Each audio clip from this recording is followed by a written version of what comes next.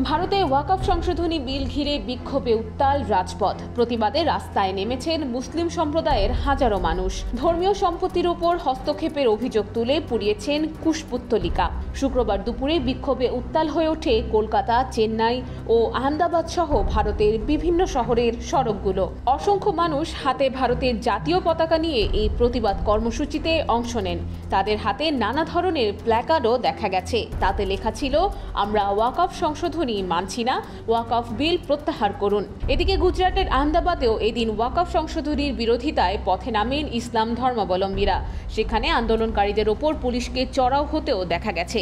ওয়াকফ বিল নিয়ে পশ্চিমবঙ্গের মুখ্যমন্ত্রী তৃণমূল কংগ্রেসের মমতা বন্দ্যোপাধ্যায় ঘোষণা করেছেন, বাংলার মুসলমানদের অধিকার ক্ষুণ্ণ হতে দেবেন না তিনি। ভারতের সংবাদ মাধ্যমগুলো বলছে, দেশটির লোকসভার পর রাজ্যসভাতেও বিতর্কিত ওয়াকফ বিল পাশ হয়। আইন অনুযায়ী মুসলিম সম্প্রদায়ের দান করা ধর্মীয়, শিক্ষা ও সেবামূলক কাজে ব্যবহৃত সম্পত্তিকে ওয়াকফ বলা হয়। এগুলো বিক্রি বা হস্তান্তরযোগ্য নয়। নতুন বিলে ওয়াকফ বোর্ডে অমুসলিম সদস্য অন্তর্ভুক্তির প্রস্তাব করা হয়েছে। সরকারের দাবি, এই সংশোধনী স্বচ্ছতা বাড়াবে।